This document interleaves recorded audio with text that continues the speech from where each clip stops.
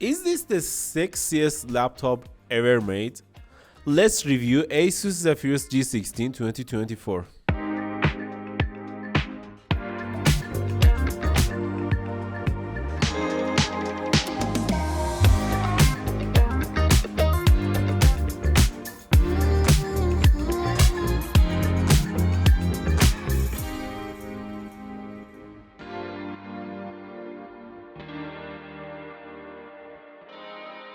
Hello guys, welcome to Binosha Tech YouTube channel. I'm Amin Khaliqi and I'm reviewing Asus Zephyrus G16.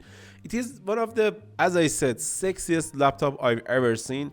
It has a nice build quality with amazing CPU and GPU, but there is a lot to talk about this laptop.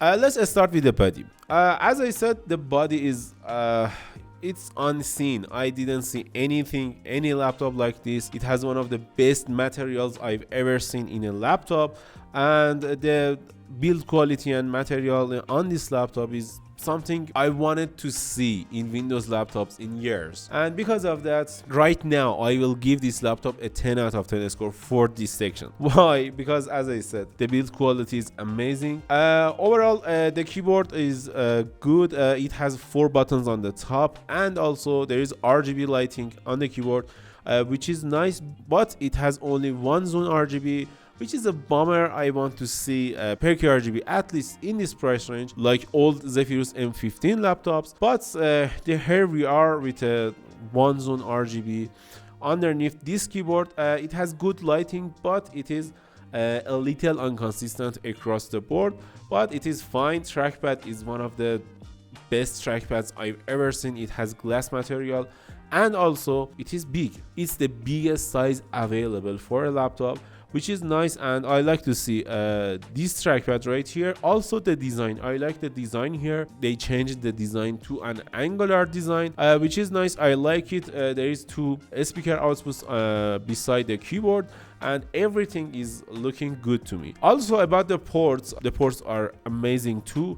You will have one USB type C 3.2 Gen 2 on the right, one USB type A at 10 gigabits per second on the right again, and one SD card slot on the right, which is nice because of the studio driver on this laptop and their focus on content creation workloads or something like that. For this laptop, I can say this SD card slot on this laptop is a game changer for a lot of people like me. And on the left, we got one charging port. We got one port for charging. It can charge this laptop at 200 watts. There is also a model with 240 watts, but I don't like the shape of it, because for the last years we had circular charging ports, but this year Asus changed it to rectangular. Rectangular is not an easy way to do it because you have only 2 options, but for circular you have unlimited options to put your charger in your laptop. Because of that, I don't like the new charging port design, but Asus said they had to do it, so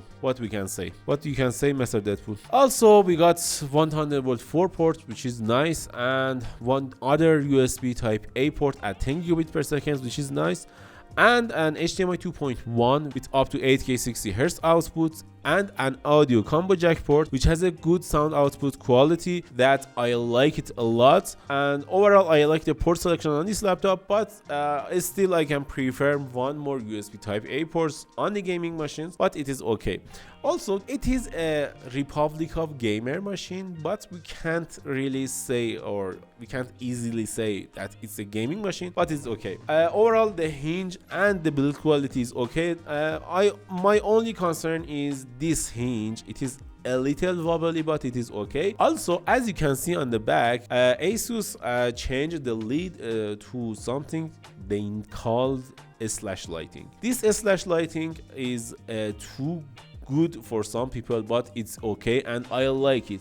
It's so cool. You have some different animation patterns that you can change through Armoury Crate software, which is good, and you can change the style in the Armoury Crate. Also, you can make it work when you got app notifications, so like your laptop is closed on the sleep. You can use this feature to know if you have notifications or not, but it is not that practical on a laptop. I think it's not a nothing phone, it's a laptop. So for this section I can give this laptop a 10 out of 10 score easily, because it has the best materials, best build quality I've ever seen. So let's get to the display. This display right here is one of the best displays I've ever seen in any laptop. 2.5K resolution, 240 Hz refresh rate with 0.2 millisecond refresh rate, which is insane because it's an OLED panel. It has 100% of sRGB, 96% of Adobe RGB. It is insane. It is insanely good. And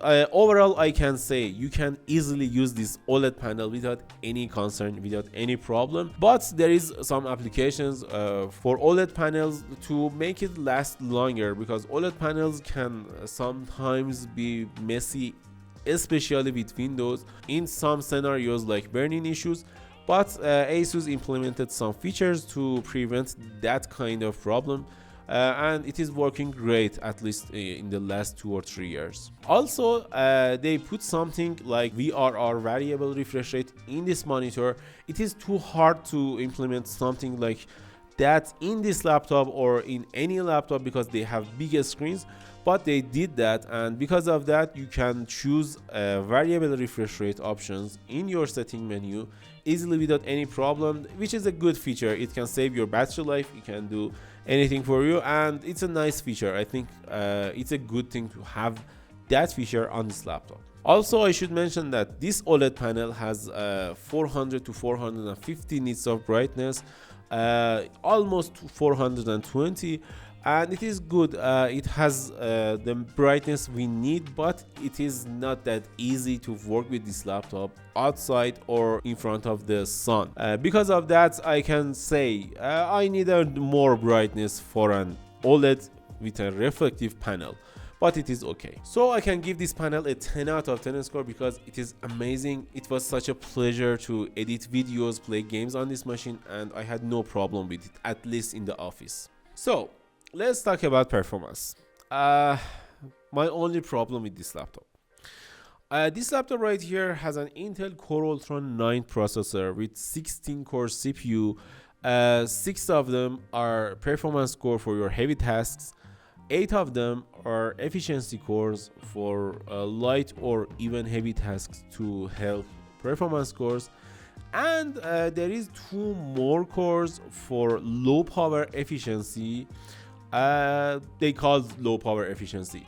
They are okay cores. They are here for light tasks like watching movies, watching YouTube videos, or anything like that. But they didn't help the battery life on this laptop, at least. I don't know why.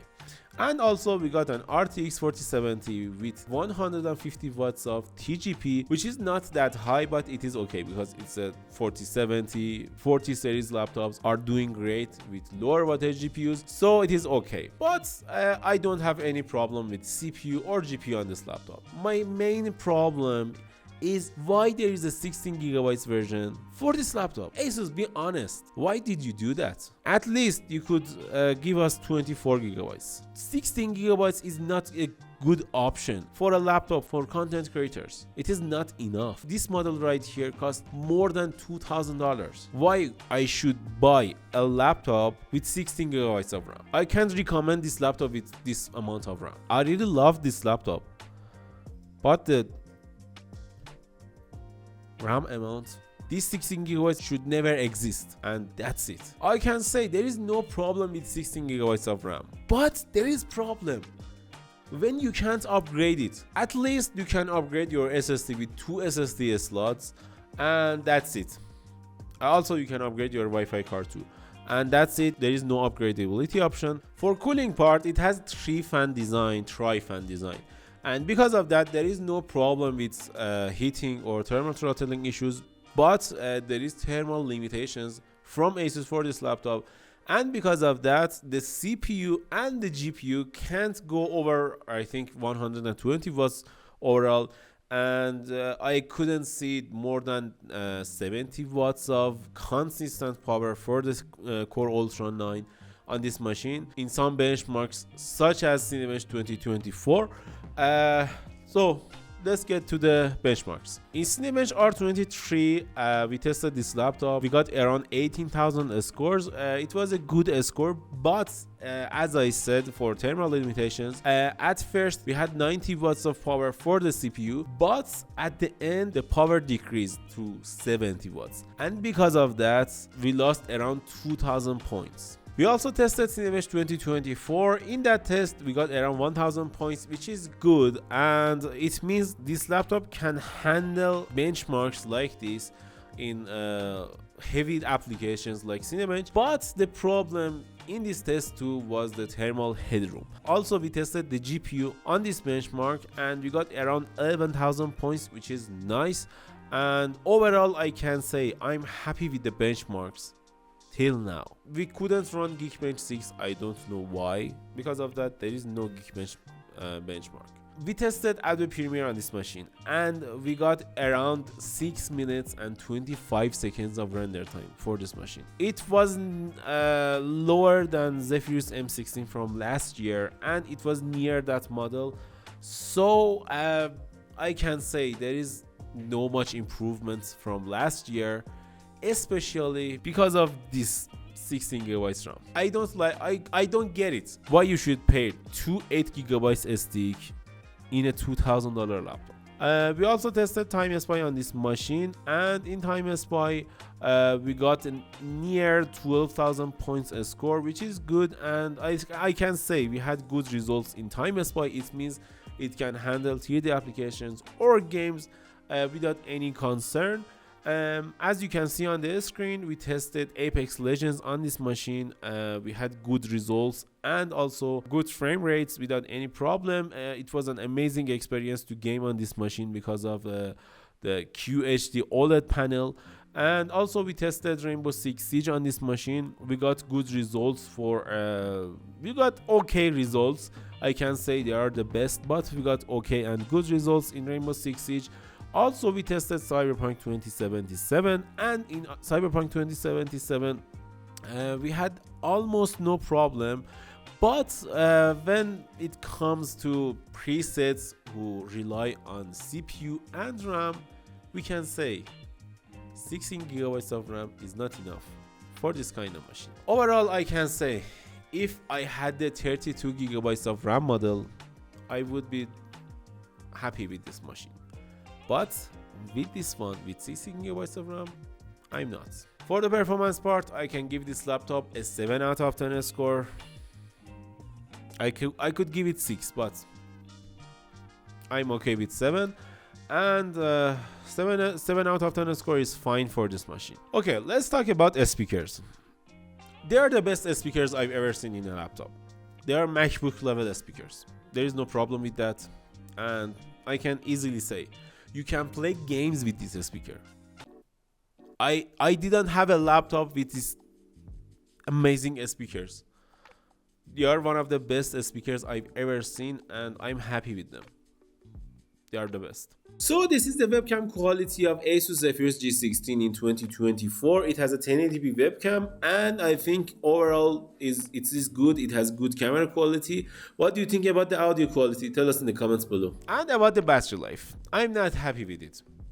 Maybe it's because of the screen, but I couldn't get more than 6 hours of battery life in this machine. I don't know why.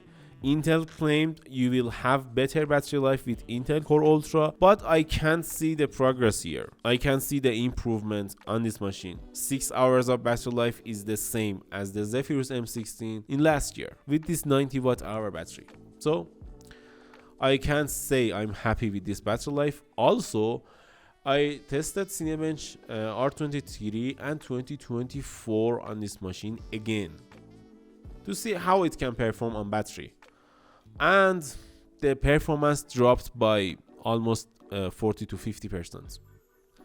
I'm not happy with the battery life and the performance on battery.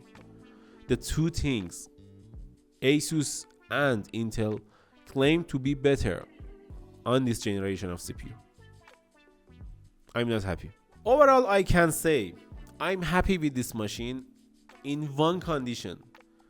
if you want to buy it, just get the 32 gigabytes of RAM model. It's the only model you should buy, and just don't fall into the price for this laptop. I can say if you want to play games, just go buy a Asus Strix model or Asus TUF for cheaper.